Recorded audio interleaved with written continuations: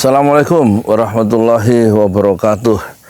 Saya Yudi Pramuko, tukang bubur ayam dari Parung, YouTuber politik tertua di semesta.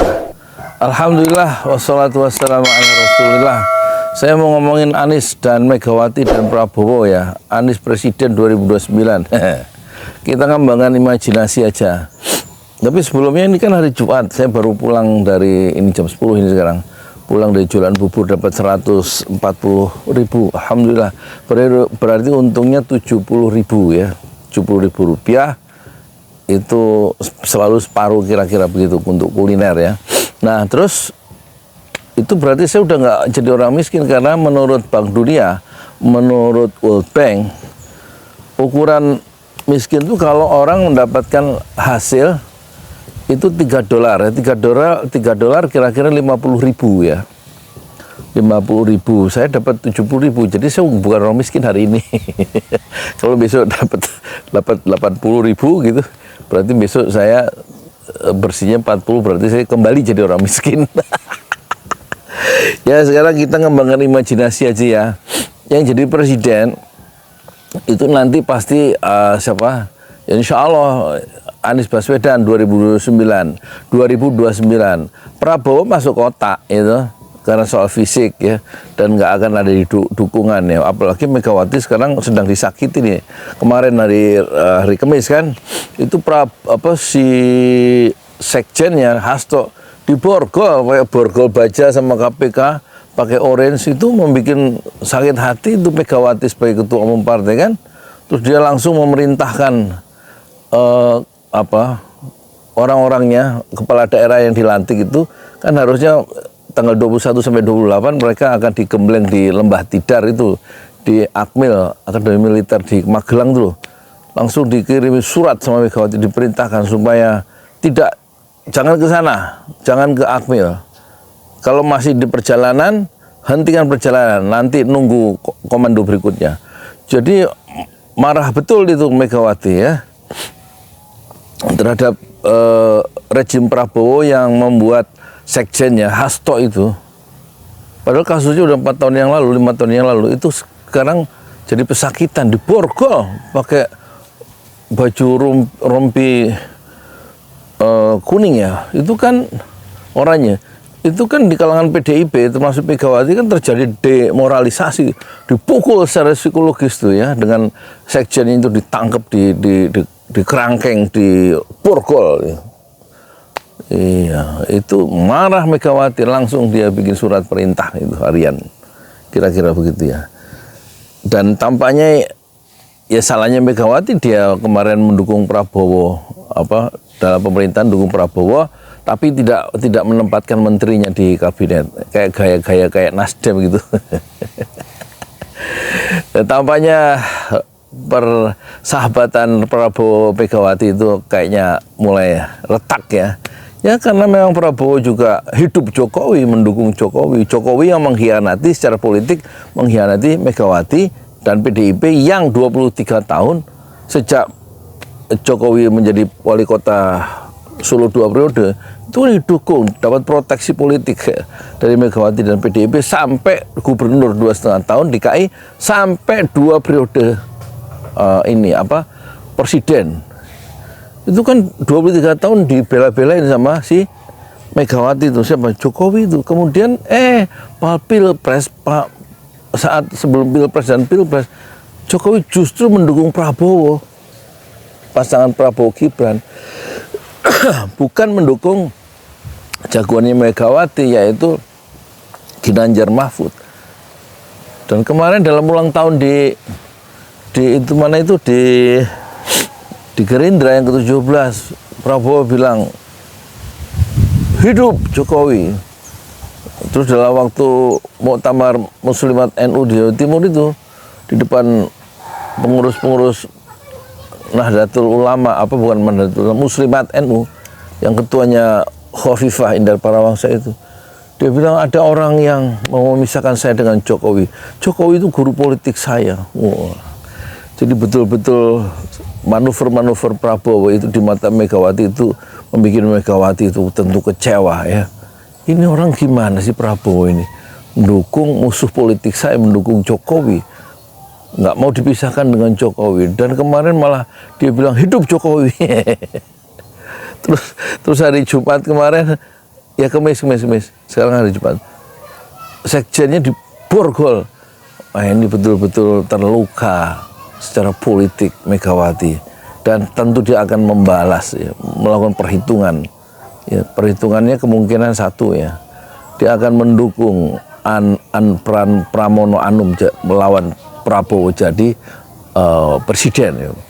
Tentu Prabowo ingin kan jadi presiden kan 2029, sudah dideklarasikan sama partainya. Partainya dalam Munas kemarin, Munas apa istilahnya itu mencalonkan Prabowo menjadi calon presiden 2029. Padahal belum kerja udah mau pengen jadi presiden lagi. Hancur pejabat-pejabat kita ini, ya ampun dah. Ya mulai banyak kan penjilat-penjilat terhadap presiden sendiri, ya biasa. Jokowi juga banyak penjilat-penjilatnya. Nah sekarang juga Prabowo sama, podo wae itu. Nah terus nanti pasti akan dilawan oleh Pramono Anum yang sekarang jadi gubernur bersama Rano Karno, ya. Kemungkinan Pramono Anum dan Rano Karno maju menjadi calon presiden dan wakil presiden. Tapi kalau tiba-tiba nanti karena presiden threshold itu sudah 0%, Anies mencalonkan diri jadi calon presiden, tentu Megawati mikir, wah bahaya ini, bisa kalah jagoan saya Pramono Anum, gitu. Ya kan? Jokowi juga ketar-ketir nih, wah Anies maju ini. Ya karena Megawati itu menaruh dendam yang besar terhadap Prabowo sekarang, karena dia terlalu memuja Jokowi, dan kemudian juga mencampakkan Hasto sebagai sekjen ke jeruji besi lewat KPK. KPK kan rumpun eksekutif. Kalau kata Abdullah Mahua, sejak Jokowi menandatangani revisi undang-undang KPK, itu KPK sekarang milik istana kan gitu. Kata Abdullah Mahua, ya, penasehat KPK tahun 2005 sampai 2013. Abdullah Mahua, bekas ketua pengurus besar AMI, Dipo apa Dipo ya. Nah, jadi kemungkinan, ya, kan boleh ngomong tukang bubur kayak orang-orang pinter itu loh analisanya, kayak Refli Harun, kayak Akbar Faisal, kayak Bambang Wijayanto, kayak siapa lagi tuh, kayak orang-orang pintar tuh loh, kan boleh saya ngikutin mereka. Masa mereka aja yang ngomong, saya nggak boleh ngomong. Dan kemungkinan Megawati menawarkan Anies Baswedan menjadi calon presiden berhadapan dengan Prabowo. Dan tentu dipasangkan dengan wakilnya kan, wakilnya tentu Pramono Anum. Itu pilihan yang rasional, pasti menang menurut hitung-hitungan politik. Ya kan, kalau nggak ada kecurangan yang sistematis gitu, ya. Jadi calon presidennya pasti nanti wakilnya adalah Pramono Anung, calon presidennya tahun 2009 adalah Anies Baswedan. Gimana menurut Anda? Ini nggak ada di channel-channel lain kecuali di channel Yudi Pramuko Respon ini, ya kan? Ya kalau nanti video ini nggak ada yang nonton, ya seorang popo, yang penting ada dokumentasinya. Ya untuk dokumentasi pribadi saya setel sendiri, nyenengin diri sendiri. Ya kan? Kalau Gibran masuk kotak itu. Siapa yang memilih dia?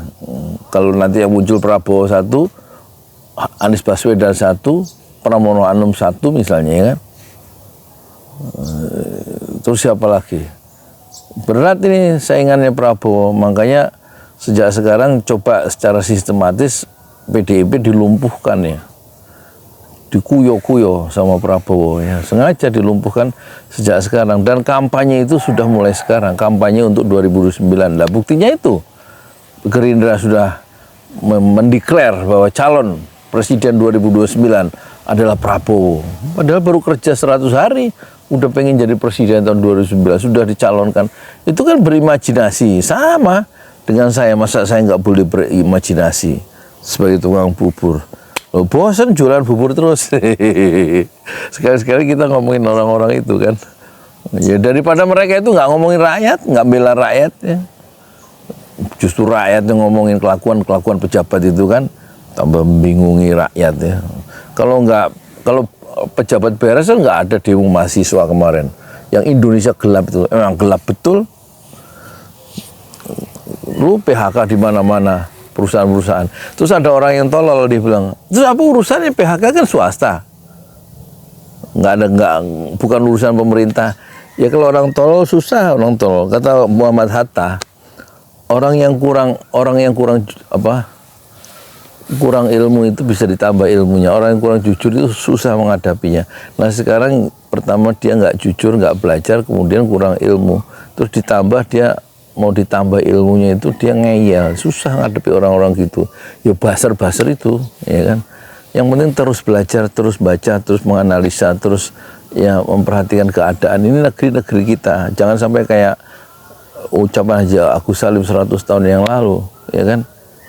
Jangan menumpang di negeri sendiri. Itu ucapan pemimpin masyarakat Islam Haji Agus Salim, pahlawan nasional. Dia bilang begitu. Waktu itu masih dijajah oleh kolonialisme India Belanda toh.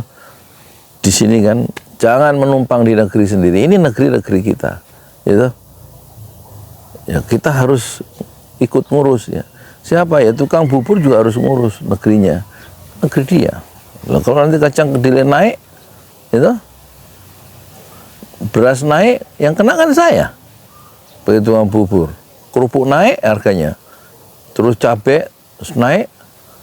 Ya, karena keputusan-keputusan politik itu kan bisa mempengaruhi pedagang secara langsung dan tanpa bisa pedagang berbuat apa-apa karena keputusan politik orang-orang di atas itu kan gitu ya. Wes aku mau sholat Jumat dulu, siap-siap. Jangan lupa sholat Jumat jalan kaki ke masjid. Jangan pakai motor. Sunnahnya jalan kaki lewat rute berangkat sama rute pulang itu berbeda. Kata Rasulullah begitu. Satu jalan kaki. Kedua jangan lupa mandi Jumat, ya kan? Mandi. Terus nggak usah bawa HP ke masjid, main HP itu sia-sia, memainkan kerikil tuh ya, memainkan HP itu di masjid di sholat Jumat tuh sia-sia, dimatiin dulu. Siapa sih yang mau menghubungi Anda, HP nyala waktu di masjid? Nggak ada, Presiden Prabowo juga nggak mungkin nelpon Anda toh. Apa merasa orang penting, matiin.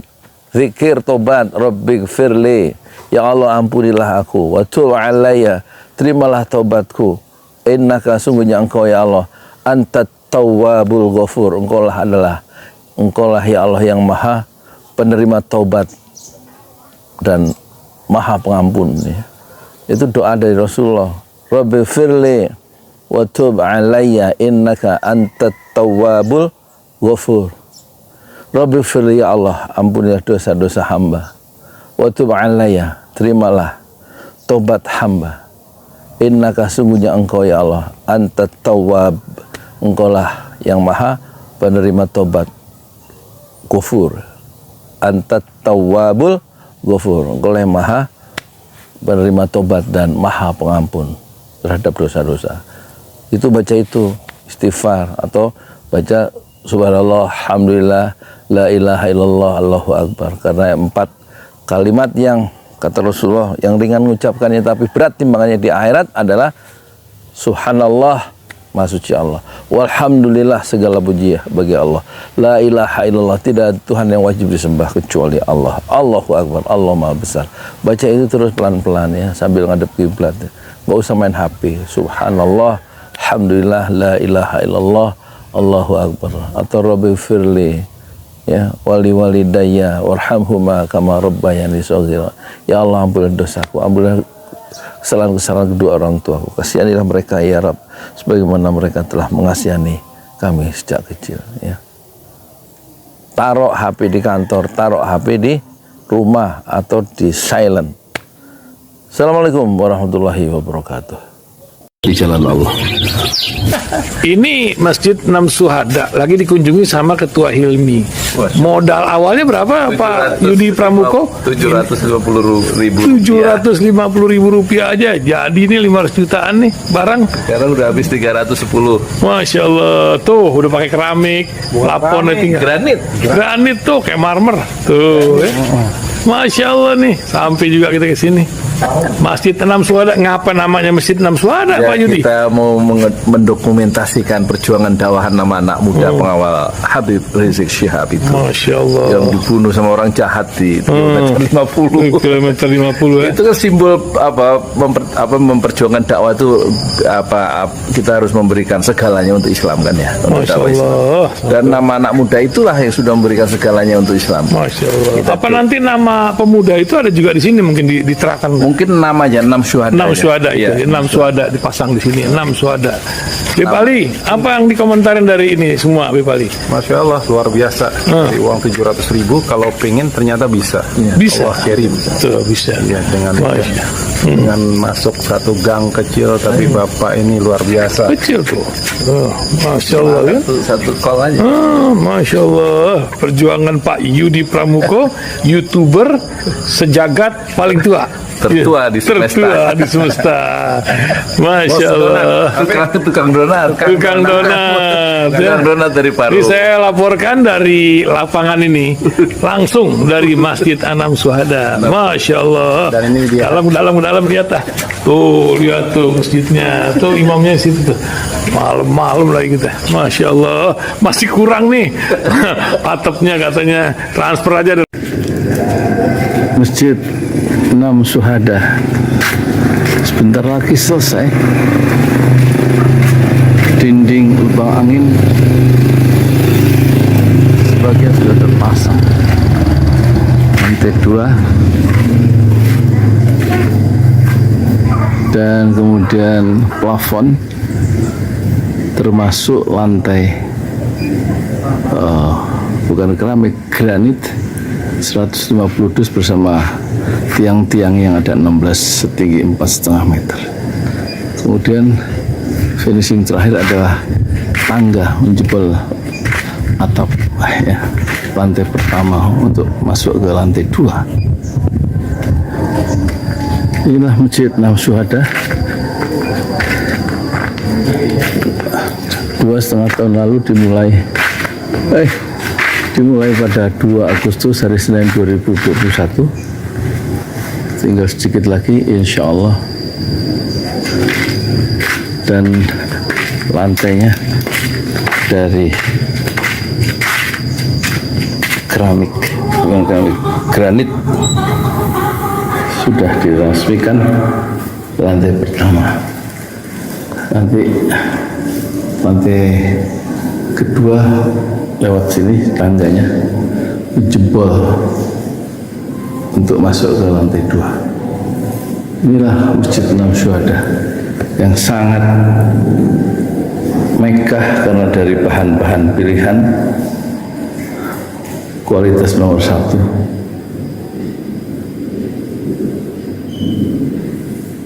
Tinggal sekitar 80 juta lagi finishing lantai atas selesai insya Allah.